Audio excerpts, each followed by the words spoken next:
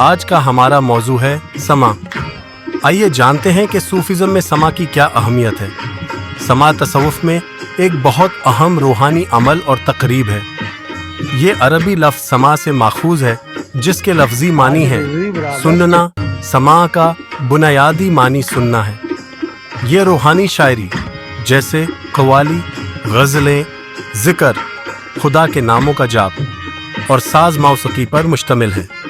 صوفیہ کا عقیدہ ہے کہ جب کوئی ہو اللہ کی محبت بھری آوازوں یا کلام کو سنتا ہے تو اس کا دل کھل جاتا ہے اور وہ روحانی طور پر بیدار ہو جاتا ہے۔ سما کا اصل مقصد ایک خاص روحانی کیفیت کا حصول ہے، جسے وجد یا کیفیت کہا جاتا ہے۔ یہ خوشی کی حالت ہے جہاں سالک اپنے آپ کو کھو دیتا ہے اور خدا میں جذب ہوتا ہے۔ اس حالت میں وہ اکثر روتے ہیں یا خاص رقص کرتے ہیں۔ مختصراً، تصوف میں سما ایک روحانی تقریب ہے جس میں موسیقی، گانے، ذکر اور بعض اوقات رقص کے ذریعے مشق کرنے والے خدا سے جڑے ہوئے محسوس کرنے کی کوشش کرتے ہیں اور خوشی کی کیفیت حاصل کرتے ہیں۔ امام چشتیہ سلسلہ نے سما کو جائز رکھا ہے۔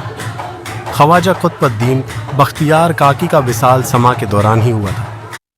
قوالوں نے پڑھا: کشتگان خنجر تسلیم را ہر زماں از غیب جانے دیگر است، یعنی تسلیم و رضا کے خنجر سے قتل ہونے والوں کو غیب سے ہر لمحے ایک نئی زندگی ملتی ہے۔ تو کتب صاحب پر ایسا وجہ طاری ہوتا کہ پہلے مصرے پر بے ہوش ہو جاتے، گویا وصال ہو گیا، اور دوسرے مصرعے پر دوبارہ جانا جاتی۔ قوالوں نے جب پہلے مصرع کی تکرار کی تو وصال ہو گیا۔ یہ 14 ربیع الاول 1330 ہجری مطابق 12 سے 35 نومبر کا واقعہ ہے۔ بابا صاحب کی خانقاہ میں بھی سما ہوتا تھا۔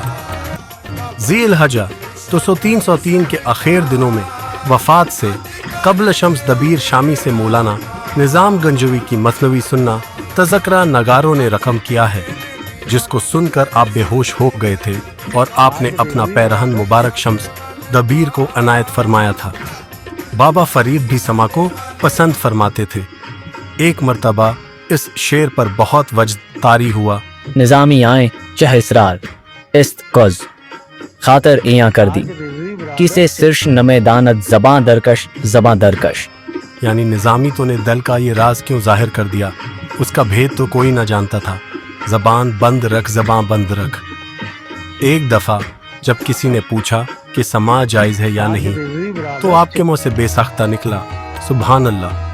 یہ کہ بسوخت وہ خاکستر شود ودگرے ہنوز در بہتست، یعنی ہم تو جل کر راکھ ہوں گے ہو گئے اور وہ ابھی بحث کر رہے ہیں کہ جائز ہے یا ناجائز۔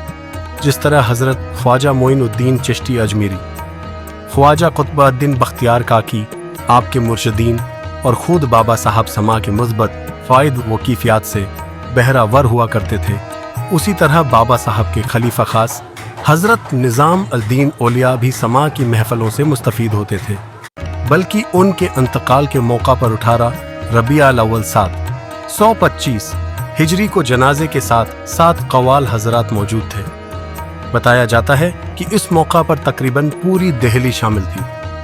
جب قوال ان اشار پر پہنچے: سرو سے مینا کہ تنہائی روے، سخت بے مہری کہ بے مامی روی، اے تماشا گاہ عالم روئے تو کجا بہر تماشامی روی، یعنی اے محبوب تو تنہا جا رہا ہے اور یہ کیسی بے مروتی ہے کہ ہمیں لیے بغیر چاہ رہا ہے۔ ہم تیرا چہرہ دیکھنے تو ایک دنیا آئی تھی، تو کس کا جلوہ دیکھنے کہاں جا رہا ہے؟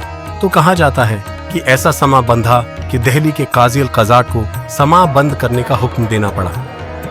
نظام الدین اولیاء نے فرمایا کہ سما 4 شرطوں کے ساتھ سنانا چاہیے۔ 1. مسمع یعنی گانے والا نابالغ لڑکا یا عورت نہ ہو۔ 2. مسموع یعنی جو چیز سنی جائے وہ فحش اور ہزل نہ ہو۔ 3. مستمع یعنی سما سننے والا یادے، حق سے غافل نہ ہو اور حق کے لیے سما سنے۔ 4. آلات سما میں چنگ و رباب وغیرہ حرام، وہ نماز کا وقت نہ ہو۔